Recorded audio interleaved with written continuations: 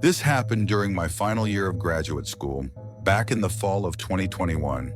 I was working toward a master's degree while juggling a part-time job at a local accounting firm, so my schedule was packed almost every day of the week. Most mornings started before sunrise, and most nights ended with me buried in textbooks somewhere on campus. The university library quickly became my second home. Unlike the newer study buildings, the library stayed open until 1 in the morning during midterm and final season. It was the only place on campus where I could usually find complete silence, especially after 10 p.m. when most students had already gone home. The building itself was old. It had been expanded several times over the decades, and because of that, the layout never made much sense. Some floors connected by wide-open staircases, while others had narrow hallways that ended in isolated study rooms hidden behind rows of bookshelves. The upper floor was always my favorite. Almost nobody studied there. There weren't any group tables or computers, just long shelves filled with archived journals and individual wooden desks tucked between them. It was exactly the kind of place where you could lose track of time. One Thursday evening, I arrived around 8:30 p.m. carrying my laptop, a backpack full of notes, and enough coffee to keep me awake until closing. There were still a handful of students scattered throughout the building, but by 11 p.m. the library had become almost completely empty. The silence was incredible. Every now and then I'd hear the distant squeak of a rolling book cart or the elevator opening somewhere below, but otherwise there was nothing. Around 11:15 p.m. I noticed someone sitting 3 tables away. I hadn't seen him arrive. He looked to be in his late 30s, maybe early 40s, wearing a gray jacket and a baseball cap pulled low over his face. What struck me wasn't that he was there. It was that he wasn't reading anything. No books, no laptop, no notebook. He simply sat there, looking down at the table with both hands folded in front of him. I figured he was just taking a break. Everyone zones out once in a while during long study sessions. I went back to reviewing practice problems. About 20 minutes later, I got up to stretch my legs and refill my water bottle. When I returned, the man was gone. His chair was neatly pushed in. I sat back down and kept working. But almost immediately, I noticed something lying beside my notebook, a folded piece of yellow paper. I was certain it hadn't been there before. Curious, I unfolded it. Inside, written in neat block letters, were 6 words. "You should study somewhere brighter." I looked around. The entire floor was empty. I assumed another student had left it as some strange joke. I crumpled the paper, threw it away, and continued my work. About an hour passed without anything unusual happening. Midnight came and went. I was so focused on studying that I barely noticed the lights flicker overhead. Then my phone buzzed with a campus safety notification. The library would be closing in 30 minutes. As I packed away one of my textbooks, I heard footsteps approaching slowly along the aisle behind me. I expected to see a librarian making final rounds. Instead, the aisle was empty. The footsteps stopped. Thinking I'd imagined them, I sat back down. A few seconds later, one bookshelf over, I heard the unmistakable sound of a book sliding off a shelf. It landed with a dull thud. I walked around the corner expecting to find a fallen book. Instead, I found 3. They were arranged neatly on the carpet in a straight line. All 3 had been pulled from different shelves. Their titles caught my attention immediately. Missing persons, campus security procedures, emergency building exits. A chill ran through me. I glanced toward the end of the aisle. No one was there. Trying to convince myself someone was playing a stupid prank, I returned the books to their shelves. As I turned to leave, I noticed another folded yellow note resting on my chair. This one contained only a single sentence. "He knows you keep staying until closing." I looked over both shoulders so fast I nearly dropped my backpack. The entire upper floor remained silent, empty, except far beyond the last row of shelves, I heard one slow footstep, then another, and another, moving steadily toward me. The footsteps continued at an unhurried pace. They weren't loud. If anything, that made them worse. Each one echoed softly against the wooden floor before disappearing into the silence. I couldn't see anyone. The shelves were tall enough that whoever was walking could remain completely hidden until they reached the end of the aisle. I grabbed my backpack without taking my eyes off the opening between the bookcases. Another step, then another. Finally, the sound stopped. The silence that followed felt almost unbearable. I waited for someone to appear. Nobody did. I slowly walked toward the aisle where I'd heard the footsteps, telling myself it was probably a librarian. The aisle was empty. Every shelf stood perfectly still. I let out a nervous laugh to calm myself and turned to head back to my desk. That's when I noticed my backpack. It wasn't where I'd picked it up. It was sitting neatly on my chair again. I knew I'd been holding it. For a split second, I questioned my own sanity. I reached for it. The zipper was open. Inside, resting on top of my notebook, was another folded yellow piece of paper. My hands immediately started shaking as I unfolded it. "Don't use the east stairwell." A loud chime echoed through the building. The announcement came over the speaker, stating that the library would close in 10 minutes and asking everyone to make their way toward the main entrance. I slung my backpack over one shoulder and headed toward the elevators. When I reached them, the call button didn't light up. A handwritten sign taped beside the doors caught my eye. "Out of service, please use stairs." The nearest staircase was the east stairwell. I stopped walking. "Don't use the east stairwell." I shook my head, trying to stay rational, but I chose the west stairwell instead. It added a couple of extra minutes to the walk, but I didn't care. As I stepped into the stairwell, I immediately noticed how freezing cold it felt. The fluorescent lights buzzed overhead as I began walking down. One flight, then another. Halfway to the second floor, I heard a heavy metal door slam somewhere below. The sound echoed violently through the concrete walls. I froze. A few seconds later came footsteps. Someone was climbing the stairs. Slowly, deliberately. There was no conversation, no phone, no jingling keys, just footsteps, coming upward, toward me. My pulse shot through the roof. Without thinking, I stepped quietly onto the landing and looked through the narrow window of the second floor door.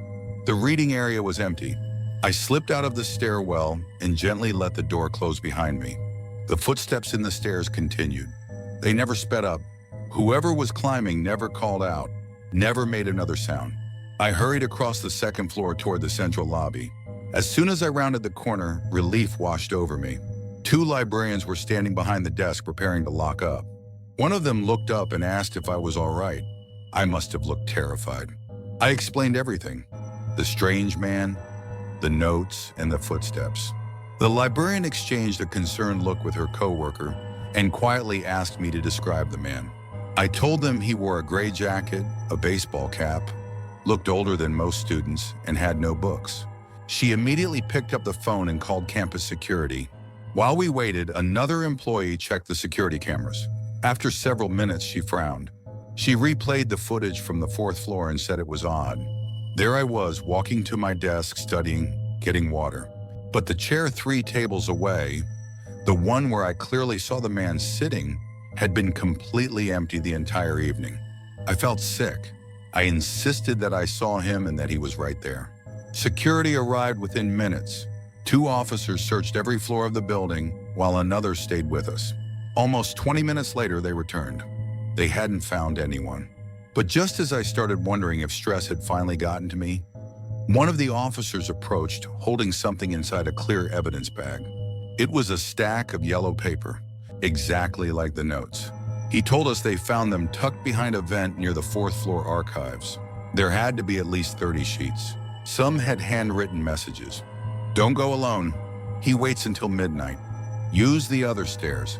And one note simply read, "I tried to warn them." The officers searched the ventilation space where the papers had been hidden. Behind it, they discovered something even stranger. A narrow maintenance passage that wasn't shown on the public floor plans. It connected several storage areas behind the bookshelves. Someone could move between sections of the library without ever being seen. The passage had obviously been used recently.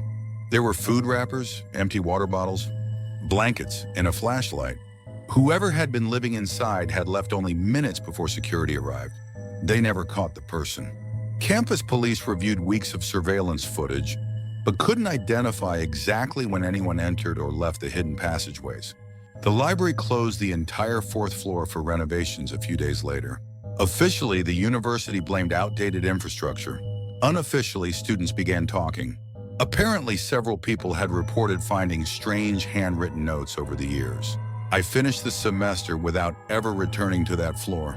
A few months later, I received an email from campus security. They wanted to let me know the maintenance passages had been permanently sealed. No evidence suggested anyone had returned. That should have brought me peace of mind. Instead, it only raised one question I still can't answer. If the hidden passage had been sealed for decades before the renovations, how had someone been getting inside? Even now, years later, whenever I study somewhere quiet and hear a slow footstep behind me, I instinctively look over my shoulder. Part of me still expects to find another folded yellow note waiting on the desk. And every time I leave a library, no matter how late it is, I always take the west stairwell.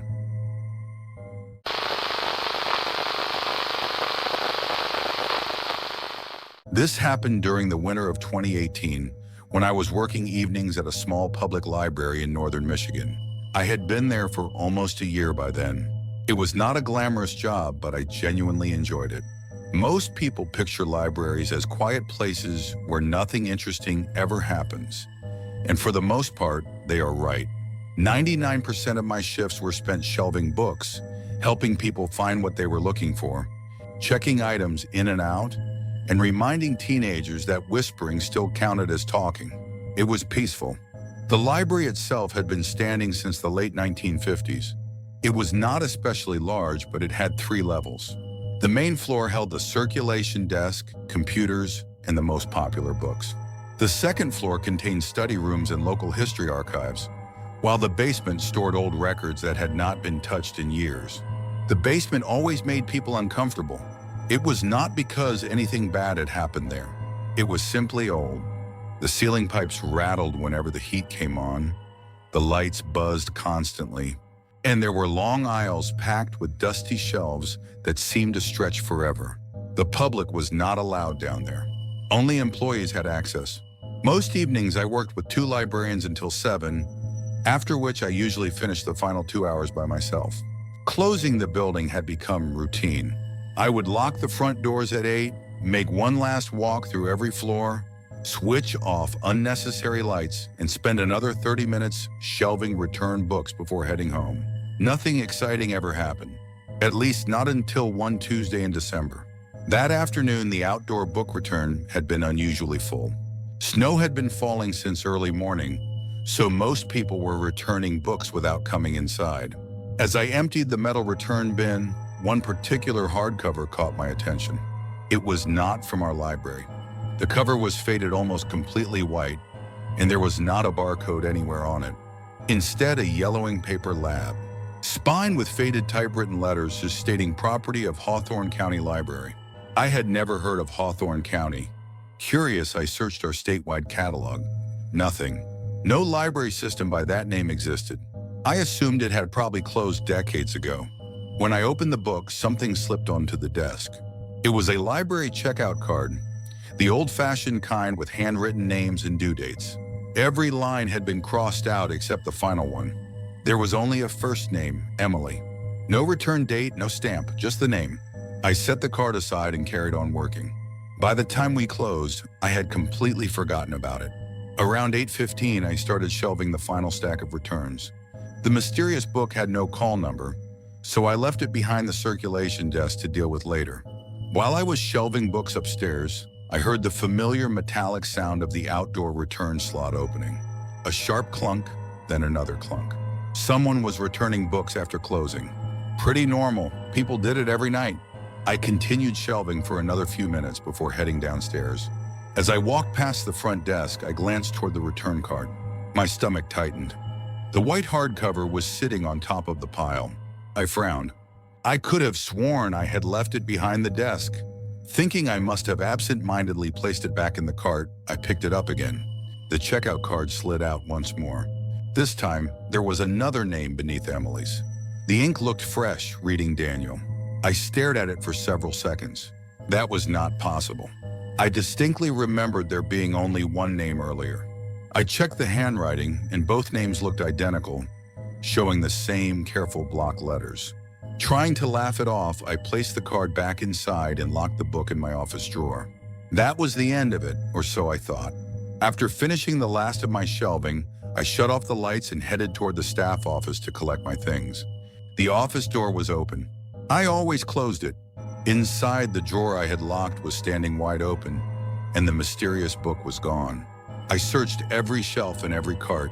Nothing. Assuming one of my co-workers had somehow come back into the building without me hearing them, I called out hello. Only silence answered. Then from somewhere deep in the basement, I heard a book cart rolling across the concrete floor. Slowly, very slowly, it stopped. A few seconds later came the unmistakable sound of a single book being placed carefully onto a shelf. I stood frozen. No one else should have been inside the building. For several seconds, I did not move. The sound had definitely come from the basement.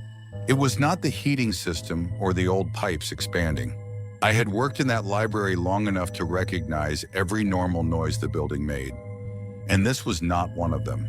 The rolling book cart had made the unmistakable rattle of loose wheels crossing the uneven concrete floor, followed by the sound of a hardcover sliding onto a shelf. Someone was downstairs. My first thought was that one of the librarians had accidentally stayed behind. It had happened once before during inventory week. I called down the stairwell, asking if someone was still down there. Nothing. The silence stretched on for several moments. I called again, louder this time, but still received no response. I reached into my pocket and pulled out my phone. The screen showed almost no signal, which was not unusual inside the basement because of the thick concrete walls. I turned on the flashlight and slowly started downstairs. Each step creaked beneath my weight. The further I descended, the colder the air became. At the bottom of the stairs, my flashlight swept across rows of metal shelving, packed with old books, newspapers, and archive boxes. Everything appeared perfectly still. The book cart sat in the middle of the aisle, and one of its wheels was still slowly spinning. Someone had moved it only seconds earlier. I called hello again. Nothing. I walked farther into the archives. The beam from my flashlight bounced across faded labels and dusty shelves. Then I noticed something that made me stop. One section of books had been disturbed. Dozens of old volumes sat neatly in place, except for a single empty space, a rectangular gap, as though one book had just been removed. My heart started pounding. I looked down. Lying on the floor beneath the shelf was the white hardcover, the same mysterious book. I was absolutely certain it had not been downstairs earlier. I bent down and picked it up. It felt colder than everything around it. When I opened the cover, the checkout card slipped into my hand once again. There were now 3 names, Emily, Daniel, and beneath them, my own. Every letter matched my handwriting perfectly. I dropped the card. My pulse was racing so hard I could hear it in my ears. Someone had to be playing a sick joke. I grabbed the book and hurried back toward the stairs. Halfway there, the lights went out. The basement fell into complete darkness, and only my phone's flashlight remained. I instinctively spun around. For a brief moment, I thought I saw movement near the far shelves. Not a clear figure, just someone stepping behind a row of archive boxes. I shouted, asking who was there. No answer. Instead, I heard another book being placed onto a shelf. Then another, then another. Each one carefully slid into place somewhere in the darkness. The sounds surrounded me from the left, the right, and behind me. It was impossible to tell where they were coming from. I did not wait to investigate. I ran. The wheels of the abandoned cart rattled as I brushed past it, and I practically flew up the staircase 2 steps at a time. The second I reached the main floor, every light in the building came back on. The sudden brightness was almost blinding. Breathing hard, I locked the basement door behind me. I did not care if someone was still down there. I just called the police. 2 officers arrived within 15 minutes. I explained everything, fully expecting them to think I had imagined it. To their credit, they took me seriously. Together, we searched the basement from end to end. Every aisle, every storage room, every maintenance closet. No one was there. One of the officers eventually found something unusual near the back wall. Behind a movable shelving unit was a narrow maintenance corridor I had not known existed. It connected to an old exterior service entrance that had apparently been sealed years earlier. The rusted metal door was slightly open, and fresh footprints marked the dusty concrete floor. Someone had definitely been using the passage. The officers followed it outside. It led into a wooded area behind the library where the snow had already begun covering any tracks. Whoever had been inside was gone. The following morning, the library director asked me to come in early. She closed her office door before speaking. When I mentioned the mysterious book, her expression changed immediately. She asked me to describe it. A white cover, no barcode, an old checkout card, and the words Hawthorne County Library. She quietly opened a filing cabinet and removed a thin folder. Inside was a faded newspaper clipping from the early 1980s.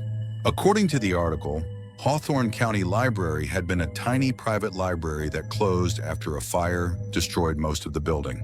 Only a handful of books had ever been recovered, and no official records remained. I asked what happened to the rest, and she simply shrugged, saying no one knows. Then she said something even stranger, telling me I was not the first employee who had mentioned that book. Apparently, 3 former staff members had reported finding an unmarked white hardcover over the past 20 years. Each time it disappeared before anyone could figure out where it came from. No one had ever cataloged it. No one had ever checked it into the system, and somehow no one had ever managed to keep it. The library eventually renovated the basement. The hidden maintenance corridor was permanently sealed with concrete, and new security cameras were installed throughout the building. Nothing unusual happened again during the 2 years I continued working there. At least nothing that anyone reported. I left that job in 2020. A few months ago, I stopped by to return a novel I had borrowed. While chatting with one of the newer employees, I casually asked whether anything strange had ever happened in the archives. She laughed and pointed toward the returns cart, saying they got the weirdest donation yesterday. Sitting on top of the stack was a faded white hardcover with no barcode. I did not wait to see whether anyone opened it. I thanked her, walked out of the building, and drove home. To this day, I still wonder what would have happened if I had kept reading that checkout card instead of dropping it, because something tells me my name was not the last one written inside.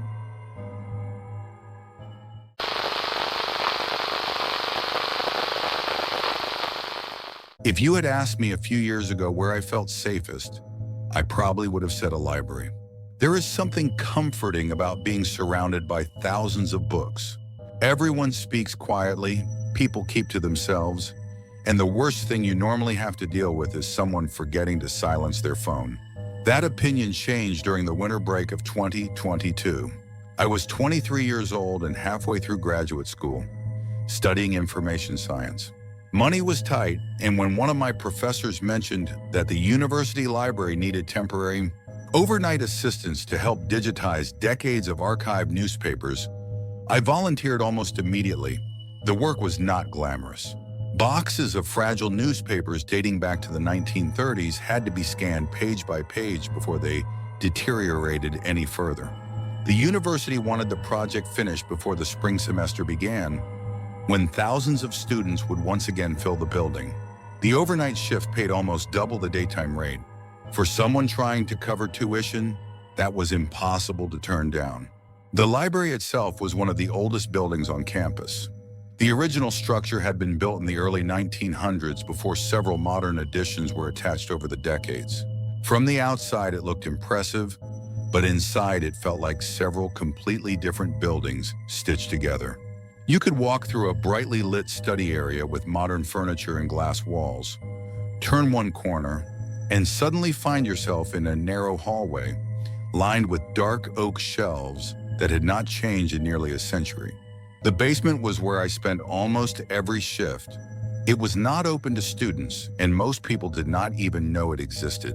Long climate-controlled rooms stretched beneath the building, packed with newspapers, university records, donated manuscripts, and shelves filled with books that had not been checked out in decades. The archives were surprisingly quiet. Not the normal kind of quiet, but the kind where you became aware of every tiny sound your own body made. Every breath seemed louder than it should have been, and even turning a newspaper page echoed through the room. There were 4 of us assigned to the digitization project. Maria supervised the archive department during the day. Ethan repaired damaged books before they were scanned. Joel handled most of the technical equipment, and then there was me.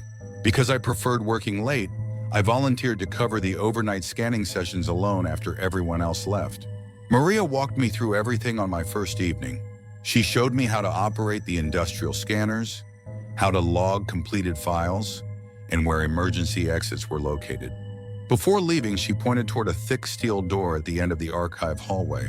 Unlike every other room downstairs, this one required both a key and an electronic keypad. A faded sign above it simply read, "Archive Room C, closed for inventory." Maria told me I would not need anything in there. When I asked what was inside, she said it was mostly donated collections waiting to be cataloged. She smiled politely before adding that I should try not to worry if I heard noises from that direction. I laughed and asked what kind of noises, to which she shrugged and mentioned the building settles, old pipes, air pressure, or shelves shifting. Then she looked directly at me and told me whatever I do not prop that door open. The way she said it caught me off guard, not because it sounded threatening, but because it sounded practiced, like she had repeated the same sentence dozens of times before. I nodded and thought nothing more of it. The first week could not have been more ordinary. Every evening I would clock in around 6. The daytime staff would slowly disappear until only the overnight security officer remained somewhere upstairs. After 9, I had the entire archive floor to myself. I actually enjoyed it. I would put on instrumental music through one earbud and spend hours feeding newspapers into the scanner. The work became almost hypnotic to scan, label, save, and repeat. Around midnight, I would usually make coffee in the tiny employee break room before finishing another few boxes. Nothing unusual happened until the 8th night. I was scanning newspapers from 1968 when I realized one of the archive carts was missing. There were always 3, one for incoming material, one for completed boxes, and one left empty for transport. Now there were only 2. I searched the scanning room twice before assuming someone had borrowed it earlier. It was not important, so I grabbed another cart and kept working. About an hour later, I heard something that made me stop typing, a faint metallic squeak. It sounded exactly like the missing cart. The noise came from somewhere farther down the archive hallway. I removed my earbud and listened. A squeak, a pause, another squeak, and a pause. It was the unmistakable rhythm of old wheels turning. Someone had to still be downstairs. I walked into the hallway and every light was still on. The corridor stretched almost 100 feet before ending at the locked steel door Maria had warned me about. There was nobody there, and the hallway stood completely empty. I waited another minute, but nothing happened. Feeling slightly embarrassed, I returned to my desk. About 20 minutes later, the sound came back, only this time it was much closer. A squeak, a pause, a squeak, and a pause. The wheels sounded like they were moving just outside the scanning room. I stepped into the doorway so quickly I nearly knocked over a stack of newspapers. The hallway was empty again, except one of the archive carts now stood directly outside my room. I frowned, knowing for a fact it had not been there before. Curious, I walked over to it. The top shelf held a single hardback book, dark green, with no call number, no barcode, and no library markings whatsoever. Only a strip of masking tape was stretched across the front cover, with 3 words written in faded black marker stating "Return to Room C." I stared toward the locked steel door at the end of the hallway. It had not opened, and it could not have, because the keypad beside it still glowed red, showing the room remained secured. I picked up the book, and it was surprisingly heavy. As I turned it over in my hands, something slipped from between the pages and landed softly on the floor. It was not a bookmark, but a yellowed photograph. The picture showed 6 librarians standing together somewhere inside the archive basement, and judging by their clothes, it had probably been taken sometime in the late 1970s. 5 of them were smiling at the camera, but the 6th man stood slightly apart from the group with a blank expression. Someone had drawn a thick black X across his face, and written neatly on the back of the photograph were 7 words stating he never checked himself out. I suddenly became aware of how silent the basement had become. Even the ventilation system seemed to have stopped. Then somewhere behind the locked steel door, I heard the slow scrape of metal wheels rolling across concrete. A squeak, a pause, a squeak, and a pause. This time the sound was unmistakably coming from inside Archive Room C. I do not know how long I stood there staring at the steel door. The sound came again, a squeak, a pause, a squeak, and a pause. It was unmistakably the sound of one of those old archive carts rolling across the concrete floor on the other side. I kept telling myself there had to be a reasonable explanation. Maybe another employee had come in without me noticing, or maybe one of the maintenance workers had access. Trying to calm myself down, I picked up the phone at the scanning desk and called campus security. The overnight dispatcher answered almost immediately. I explained that I thought someone might still be working in the archive area after hours. He asked if I had actually seen anyone, and I admitted I had not, only heard something. After a short pause, he said he would send the patrol officer assigned to the library, and it would take around 15 minutes. That should have made me feel better, but instead, the silence seemed to grow heavier. I decided not to wait beside the locked door. Instead, I returned to the scanning room and tried to continue working. For almost 10 minutes, everything was quiet. Then the scanner suddenly stopped, and the computer displayed a simple error message stating connection lost. At the exact same moment, every overhead light flickered once. The emergency lights remained on, bathing the archive hallway in a dim yellow glow. My heart immediately started pounding. The backup generator usually kicked in within seconds, but this time it did not. The building felt strangely lifeless. I grabbed my flashlight from my backpack and stepped into the hallway. The steel door at the end of the corridor was still shut, but something was different. The keypad beside it no longer showed a red light, it was green. I stopped walking. I knew what I had seen earlier, and that light had definitely been red. Someone or something had unlocked the room. Before I could decide what to do, my radio crackled, and it was security saying I am downstairs. Relief washed over me. I hurried toward the entrance to the archive level and met Officer Daniels coming through the stairwell. He was probably in his 50s and had worked campus security for years. I explained everything from the missing cart to the photograph and the noises behind the door. He listened patiently without interrupting. When I finished, he smiled politely and said old buildings can play tricks on you. I expected that answer, but still I asked him to check room C with me. He agreed. Together we walked back down the hallway, and the green light was still glowing beside the door. Daniels frowned and muttered, "That is odd." He pulled a ring of keys from his belt, and one key fit the lock. The heavy steel door opened with a long groan. The room beyond was enormous, much larger than I had imagined. Tall, mobile shelving units stretched into the darkness, and rows of old boxes disappeared beyond the reach of our flashlights. Dust drifted lazily through the air, and it smelled like old paper and damp wood. Nothing appeared disturbed. Daniel slowly swept his flashlight across the room and said, "No one is here." Then I noticed something, fresh wheel marks. They crossed the dusty floor between the shelves, meaning someone had definitely moved an archive cart recently. I pointed them out, and Daniels crouched beside them, calling it interesting. The tracks disappeared deeper into the room, so we followed them carefully. About halfway through the storage area, we found the missing cart. It stood perfectly centered between two shelving units, empty except for the same green book. I could have sworn I had left it on my desk.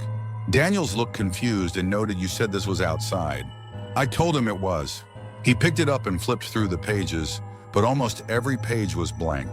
Near the back, however, one folded sheet of paper had been tucked inside. He unfolded it, and his expression changed immediately. I asked what it was, and he hesitated before saying, "It is an old checkout record." He handed it to me, and it listed dozens of books borrowed over several decades. The final entry caught my attention, listing employee number 1147, with the status stating not returned. There was no name, only a date, February 3rd, 1978. Before either of us could say anything else, a loud metallic crash echoed somewhere deeper inside the room. We both spun toward the sound. One of the shelving aisles had gone dark, and our flashlight beams barely reached it. Daniels called out campus security, but no answer came, only silence. Then a squeak, a pause, a squeak, and a pause. The cartwheels were moving again, only now they were moving away from us. Daniels started after the sound, and I followed a few steps behind. The deeper we walked, the colder the room became. Eventually, the tracks ended at the back wall. There was nowhere else to go. No exits, no hidden doorway, nothing. It was just shelves filled with forgotten records. Daniel slowly turned in a full circle and muttered, "That is impossible." Then my flashlight caught something mounted high on the wall, a faded black and white staff photograph. I stepped closer, and it was the same picture I had found inside the green book. 6 employees, 5 smiling, and 1 standing slightly apart. Except there was not an X over his face anymore. The photograph looked untouched.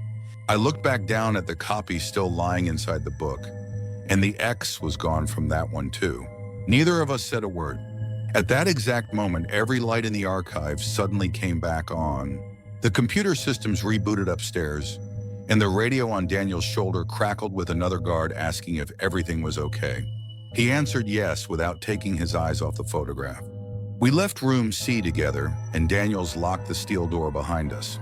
Before leaving for the night, he quietly asked if he could keep the checkout record. A week later, I came back for another shift. Room C had been sealed with a heavy chain across the handles, and a printed notice read "Authorized personnel only." I asked Maria what had happened, and she looked surprised, asking if I thought they told me. When I asked what they were supposed to tell me, she glanced toward the chained door before lowering her voice, saying years ago, one of the archive employees disappeared during an overnight inventory. I waited for her to continue, and she said they searched the building for days, but never found him. She slowly shook her head and added the strange part was not that he disappeared. It was that every inventory record listed him as still being checked into the archive. She gave an awkward smile, clearly regretting bringing it up, and said they eventually stopped talking about it. That was my final week working nights. I transferred to a daytime research position before the semester started, and I never asked to go back into the basement. Months later, I looked through the university's digital archive while researching another project. Out of curiosity, I searched for the missing employee from 1978. There were no articles, no memorial, and no investigation. Nothing. It was as if he had never existed. The only thing I ever found was a scanned inventory sheet buried in an old maintenance report. Most people would have ignored it. But at the bottom, beside hundreds of catalog numbers, one handwritten note had been added in fading blue ink. It simply read, "Archive Room C inventory complete. One item still awaiting return."